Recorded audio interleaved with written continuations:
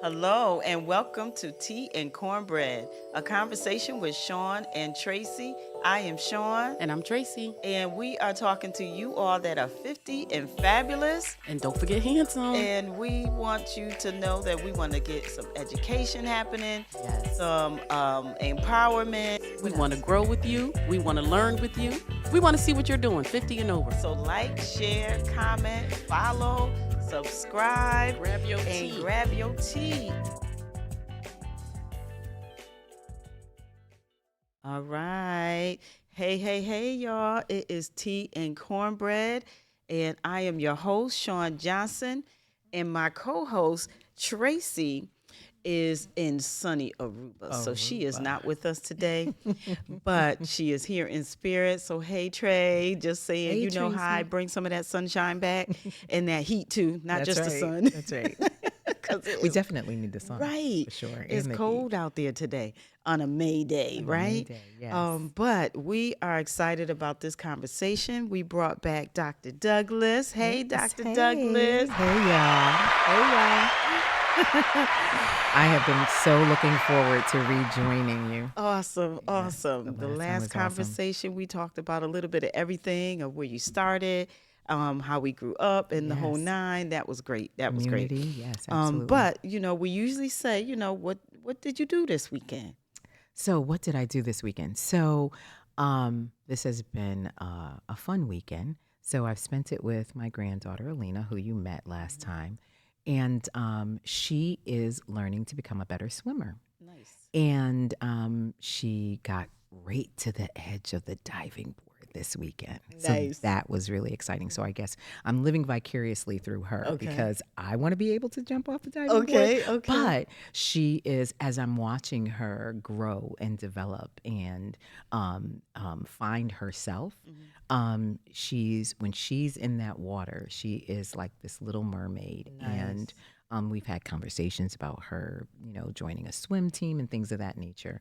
But just to watch her, it just takes me back to being young. And where did that fear of The water come from? come from? That's that's a And I topic by uncovered itself. absolutely, and I uncovered a few things. I had some experiences when I was younger that made the beach my favorite place to go, Okay. but not because I'm going into the water to swim. You and So I. that's a whole nother show, right? Yeah, that's a whole nother show. But that's why I was saying it was great just to be able to watch her, for a few hours. Yeah. Yeah, just to and show little to no fear about jumping off the side of the pool, right? Because Okay. that took some time as Right, well. right. And then to see her get as far as the edge of the diving board. Nice. But the one of the lifeguards kept telling her, "Don't look down." Right. And she kept But looking down, right? and it's keep it so from- funny. It almost kind of reminded me of when Jesus was saying to the disciples, "Don't look back." You know what I'm saying? Look forward, right? And I think that's going to come up a little bit later too. But it's this idea of you don't have to be afraid. Fear not, or do it afraid. Even if you afraid, are, right. just jump. Just Close your jump. eyes and jump. That's it. So we're going back again today. Nice. After Okay. church, and Okay. so maybe she'll get off the diving board. So We'll keep that in prayer. We'll keep that in yes, prayer. yes. Awesome. what, awesome. Yeah, and what about you? My weekend, what did I do? The North End Co-op, we did some canvassing on Saturday. Okay. So we were knocking on doors. And let's turn our phones Yeah, off. sorry about that. That's okay. We were knocking on doors, to taking surveys, to asking people about are they interested in a grocery store being in the neighborhood. Oh, Yep. So that's what we did, and that was great. We got a couple of surveys, and we got a couple, but this work is not, it's not a one and done. So right. it was awesome to do that again. We've done it one time before, but we're trying to do it more often because we want to get the community involved. The store can't happen without the community. Absolutely. The community will be the owners. So I know that this is not the topic of today, Right. but growing up, we did have grocery stores in Absolutely. the neighborhood. Yep. Right? IGA. We used to just walk right down the Exactly. street. Exactly. And, what I mean? It was Chiffoletti's. absolutely. Yeah. So convenient. And it was kind of like an outing. And then there was also some other habits around that too. Right. But yeah, so that would be a fantastic thing Yes. as opposed to having to go, all the way over To- to the other side yeah, of town, the Stop and point of Shop, or it whatever the is case may be. right. The point of it is the north end section is underserved, underrepresented, underrepresented, and who's responsible for that? We are. The people that live there are responsible for Absolutely. it. Okay, because we're always ignored.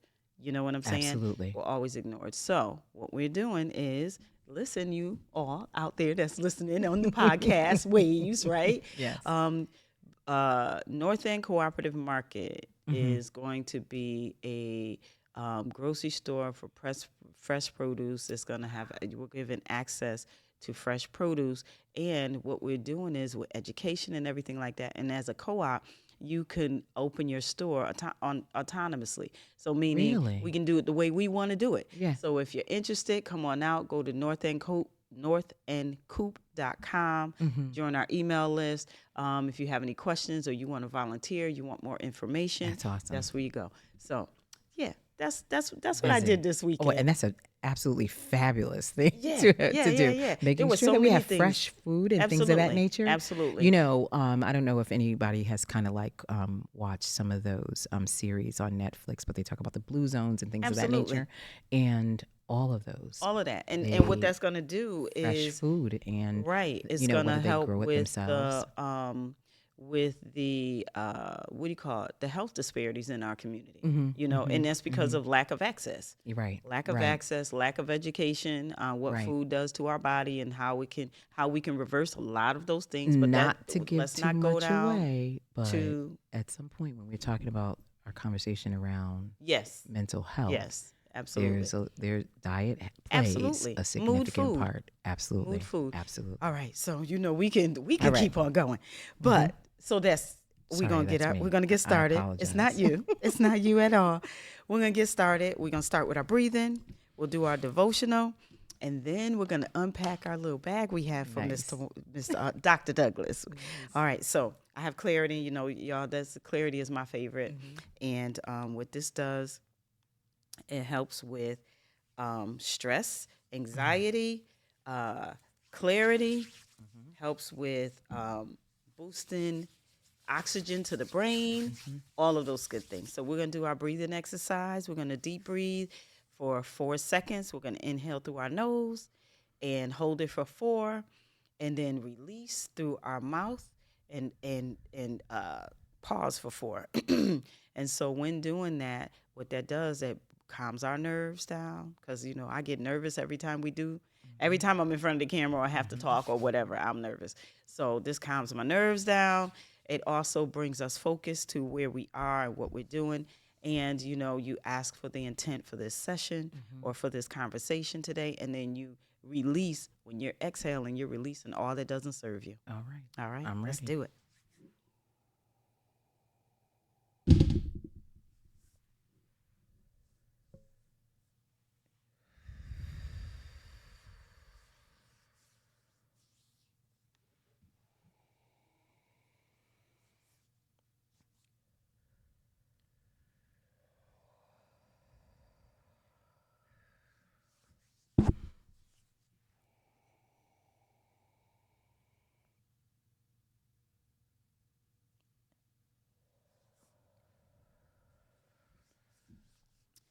What that also does is, if you can make a practice of doing that every day, just breathing just like that every day, the things that you are anxious about will start to dissipate. You'll be able to calm your nerves really quickly, and then bring focus. Yes. So I'm going to read our devotional. Take glasses off. Brings it too close, too blurry. Okay. Today is May 5th. This is from Jesus Listens by Sarah Young. Glorious Savior, help me to live in the present, giving my entire attention to what you are doing right now. I don't want to get worked up about what may or may not happen tomorrow. Yet I confess that entrusting my tomorrows to you goes against the grain of my human nature, against my strong desire to feel in control. The truth is, I waste a lot of time thinking about the future. I found that trying not to think about something is usually ineffective and counterproductive. My effort to stop thinking about the matter keeps me chained to those thoughts. However, I can break free by focusing my attention on you and what you're doing in my life. You are my living Lord. You are always doing new things.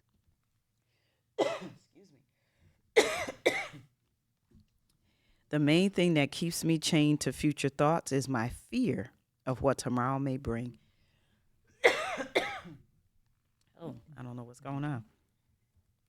Wondering whether or not I'll be able to cope with it. But your word reassures me. You will help me deal with whatever hard things come up when the time comes. In your merciful name, Jesus. Amen.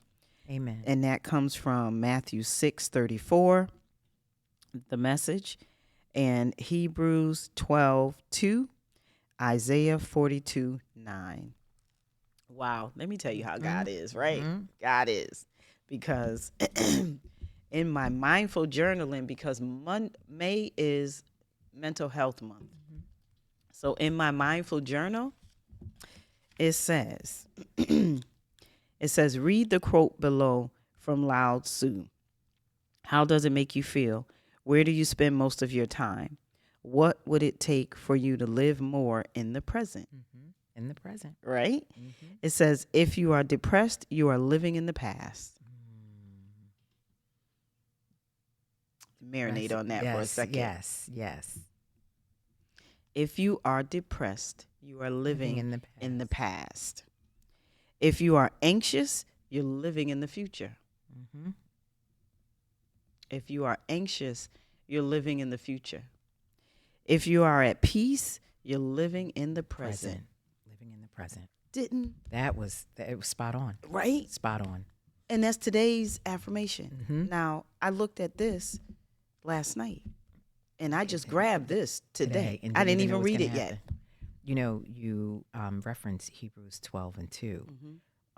One of the scriptures that I was meditating on for today is Hebrews 12:1. So see?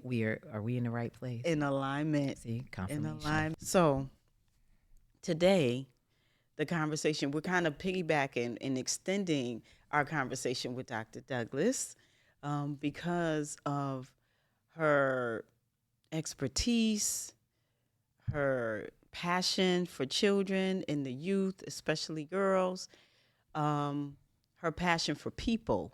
People. You know what I'm saying? Yes. Her passion for people.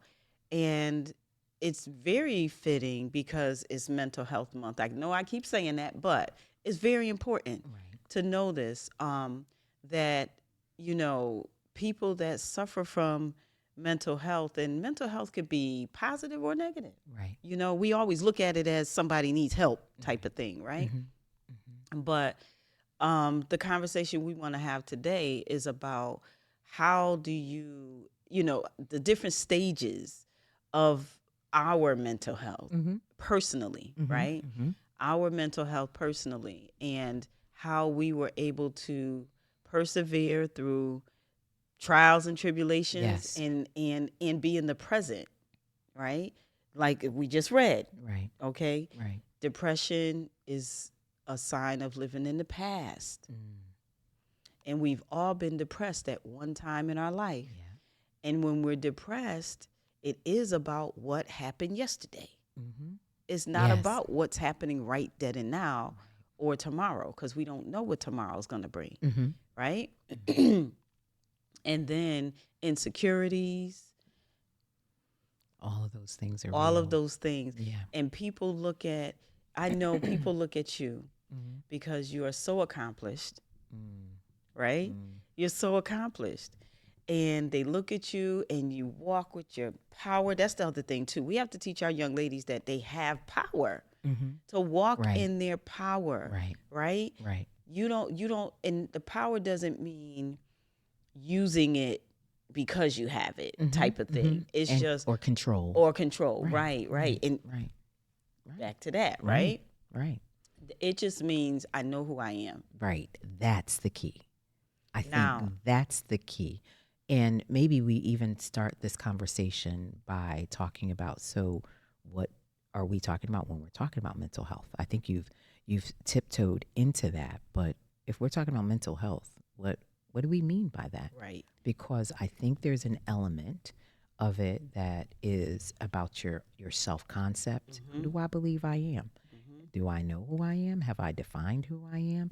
Or are other people defining who I am? And are there conflicts with that? Right. So let's look up the definition of mental health. All right. Because my book here is called Mindful Journaling, but it is talk about mindfulness, Right. Mindfulness. which Yes. which all works, which Yes. all means it. Let me see the definition.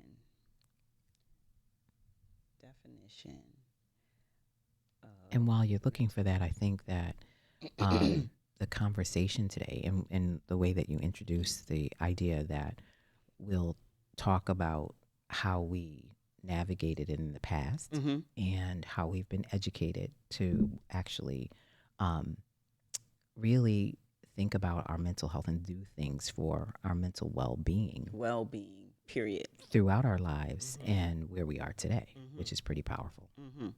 So the definition of mental health is a person's condition with regard to their psychological and emotional well-being, as this pressure seems to be affecting his mental health. That's in a sentence. Yeah. And that's it. So psychological well-being. Yep, your psychological and social well-being. And social. So that's that's an excellent, because I think that's going to play into part of our conversation as well. What does our social life look like? Right. You know what?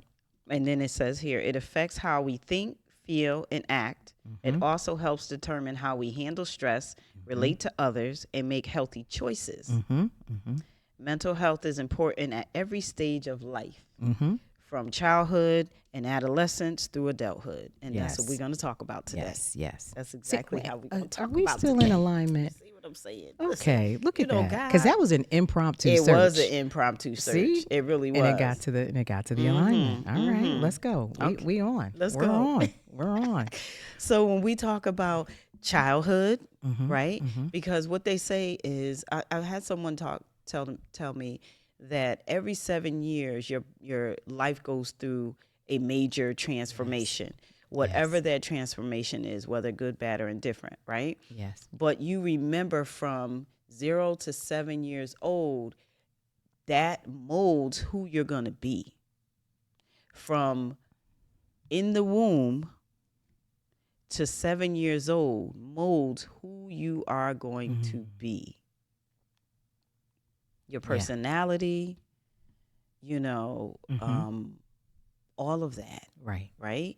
And when that person said it, it was so funny because I remember 7 vividly. Vividly. So 7 to 10, right? I remember it vividly. So what about you? So when you just said 0 to 7, it made me think about one of my very first therapy sessions. And the therapist asked about my life from 0 to 10, right?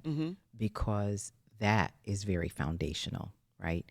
There's a lot of things that happen within that time. And as an educator, I'm thinking of that in grades. So that would be, like 5 to 10 is kindergarten through 5th grade. So that's the elementary years. And the transformation that you see, you can clearly see that, from a pre-K kindergarten student to the way they come into school and who they are when they are transitioning from 5th grade to 6th grade. They have grown, they have developed. There's a great deal of self-awareness, right? There's the, beginning when you start school and you're just really just trying to figure out, so who am I and who am I in relation to these other people outside of my house, right?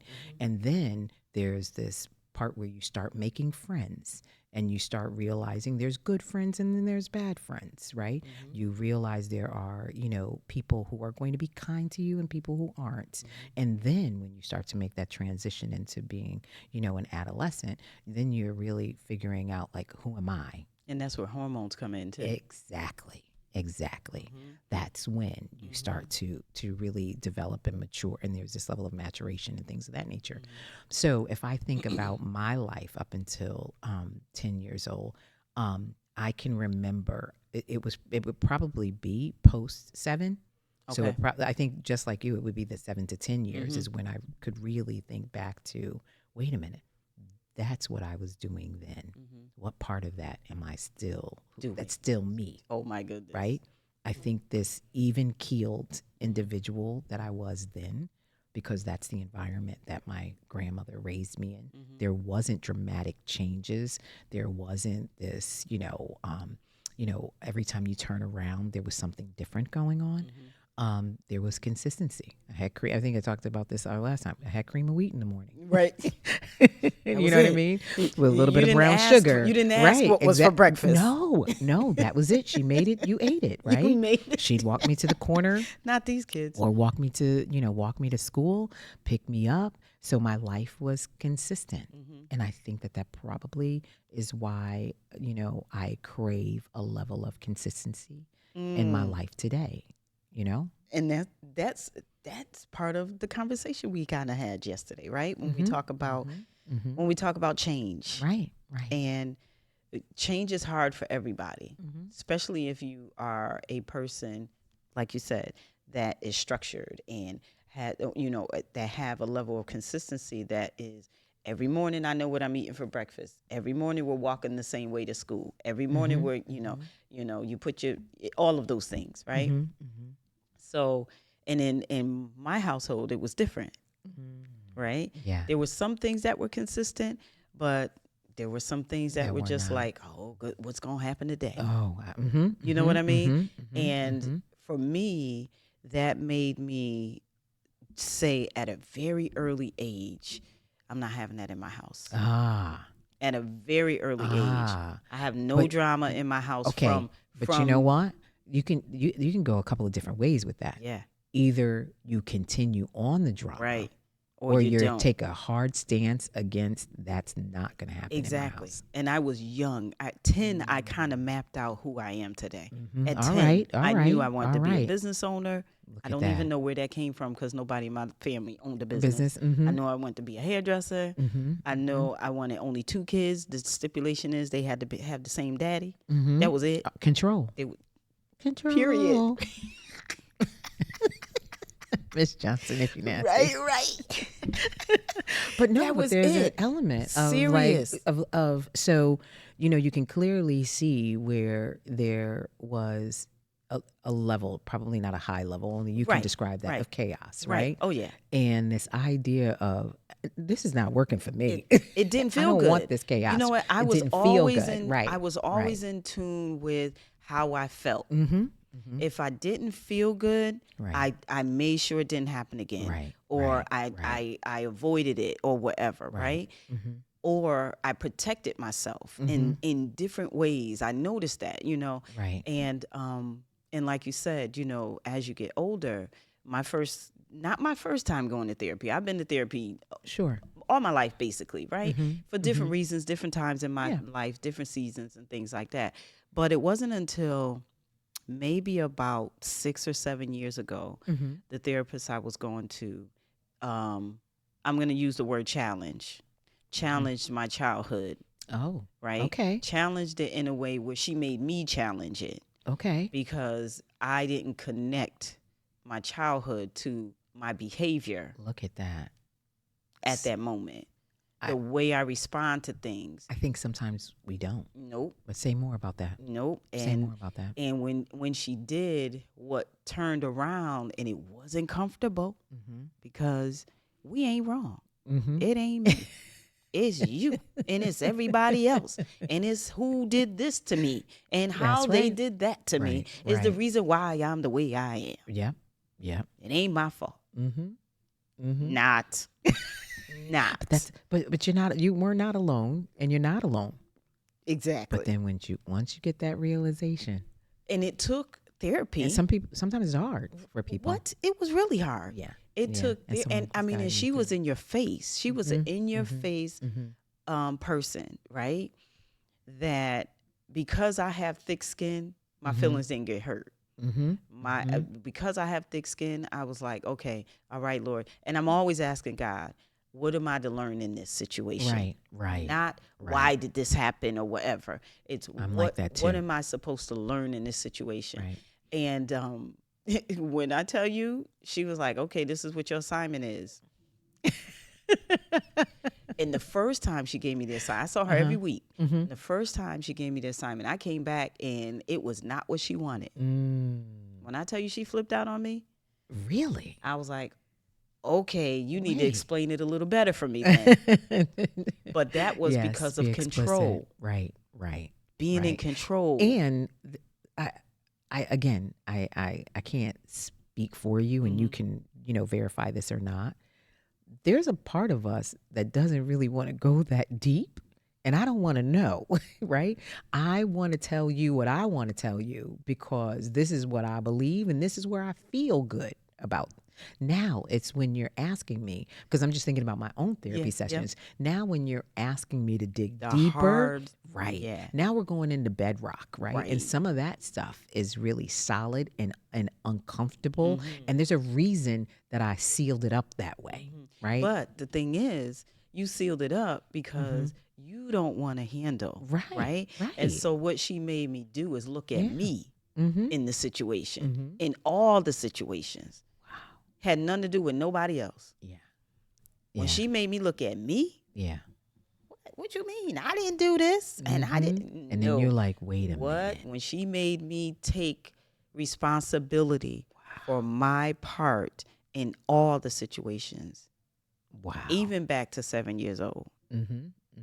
You know what I'm saying? Yes. And when I mean back to 7 years old, it wasn't about what did you do to warrant this or that. Where did it start? Where was the genesis of exactly. this? So and it came back from there. Yeah. Because I don't want the drama. I'm not having it, right? Right. I'm not a person to argue, none of that. But and so you create this way of dealing with it, this system of dealing with it. And nobody can change I was my getting ready mind. to say, and maybe nobody else even knows you have a what do you call it? Like a structure or some sort of, framework you're it's a dealing defense with mechanism. It, right? So a good friend of mine, Brian, introduced me to a book called No Bad Parts. And No Bad Parts, and I'll have to tell you who the author is this theory that we developed all of these parts in order to navigate our lives.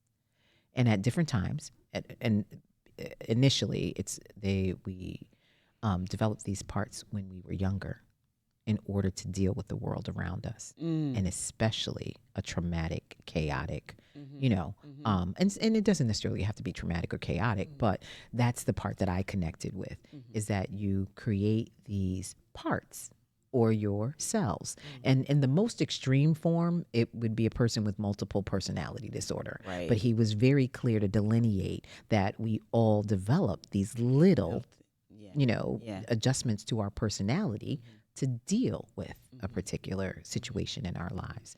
And unchecked, they can always be there. So the angry part, the depressed part, the sad part, the whatever part. And the title of the book is No Bad Parts, but it's the idea that the parts develop to protect us.